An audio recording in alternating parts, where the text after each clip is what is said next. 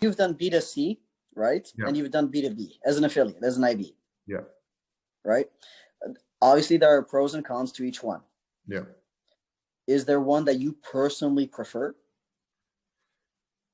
There's elements of both that I like. There's elements of both that I don't like. Mm-hmm.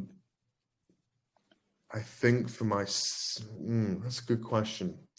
Yeah, you personally. The more I play it out in the mind, it's they're yin and yang, and together they're a nice blend. But I think I'd normally go with institutional because that's what I've done for the most part.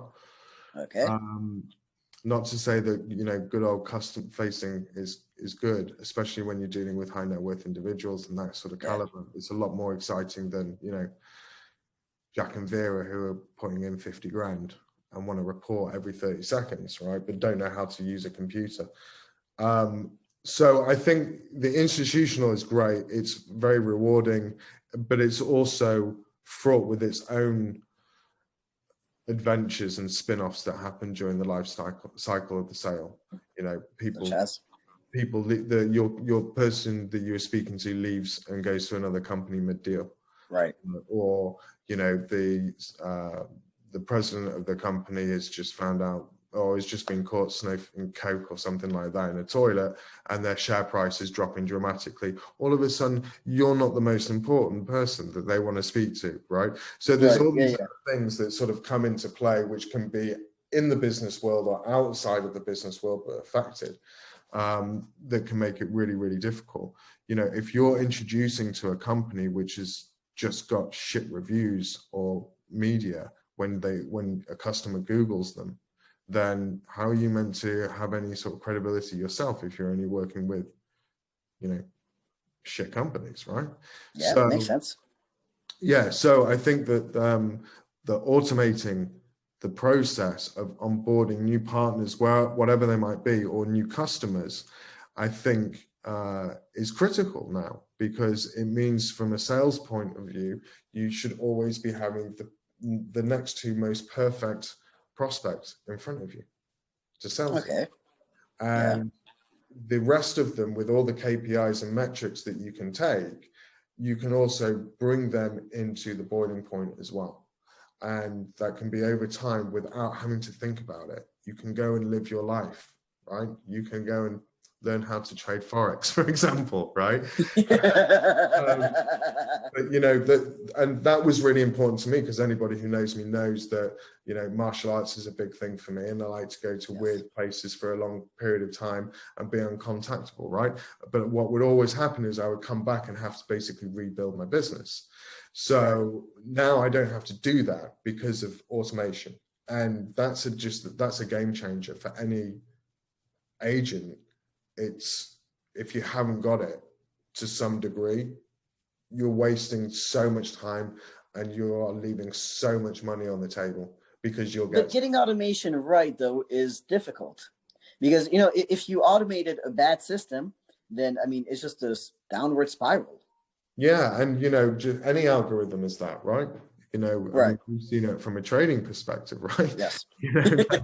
So just down. Yeah, that's something wrong there. But actually, one of the great things is that with testing, unlike back testing, right? Without testing the automation properly, you can find out the kinks, and also it will indicate to you which direction you should be focused on. And I think that that's an important thing. It gives you that feedback. So yes, if you program a bad system, it's only going to follow those rules. And but the reality is that those rules other people have mastered and are putting it out there, right? So it's very easy now to actually build an automated campaign, for example. Having it tweaked and having it perfected and having it working for you and integrating with your other systems is a different thing. But those elements are out there. It's not like, again, going back to Forex trading, it's not, oh, I've got the secret and you can pay me and I might tell you. It's none of that.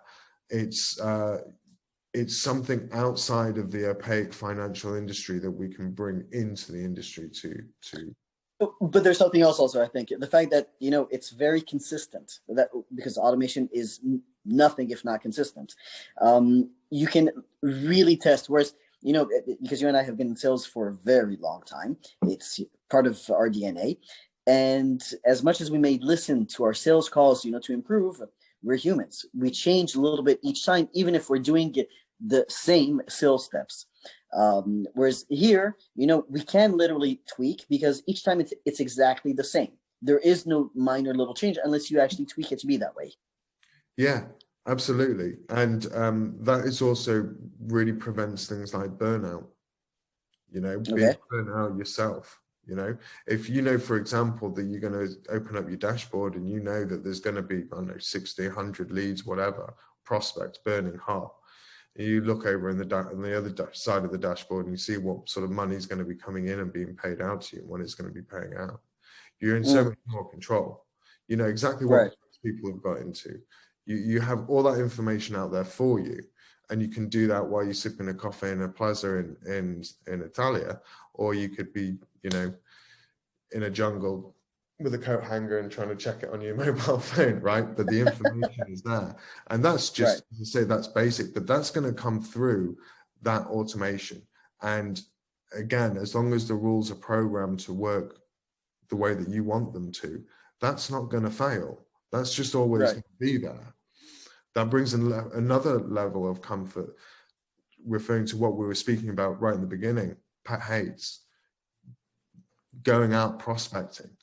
A lot of people hate that, right? Yes. And now there's less and less human interaction, even to like what we're doing right now, because everything is so digital.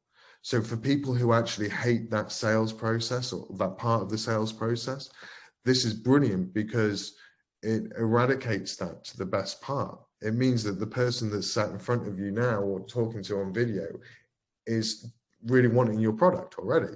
Like, you have to be. But so here's the thing. Yeah, but hold on. I'm a diehard salesperson, right? There are many people that may not have really wanted it in the beginning, but after a good, conversation with them, they do, right? Do you think you're missing out on those clients? So I think there's always a little bit of a payoff, sort of playoff, right? At the same time, what I think that this is allowing is it allows people to collect the low-hanging fruit, right? Effortlessly. It allows you a greater chance to qualify the prospect every step of the way before, for example, it becoming a meeting, right?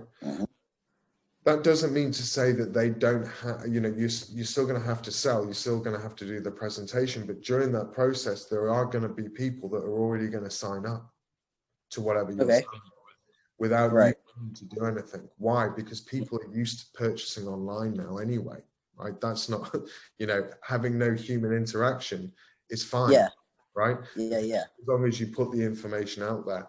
So you by running that automatic system, you're getting a better quality that comes in. It means as well that you don't have to be the greatest salesperson in the world. You don't have to be on your top form every time you speak to somebody, right? And do that massive, Darren Brown manipulation wizardry. And again, that comes to a burnout. And you can save those types of conversations for more key partners or customers within your network and growing your business. And it's so as that machine is working, your time is now available and can be spent in the other areas of the business that you want to develop. And I think that's a real key thing. You're getting that balance. So, technology sets us free, right? So as long as you can implement it into yourself, which even I have a lot of trouble with, right? Of just, in what way? In the sense of being organized and making sure that I've got everything. That's why I like everything in one, basic screen kind of thing.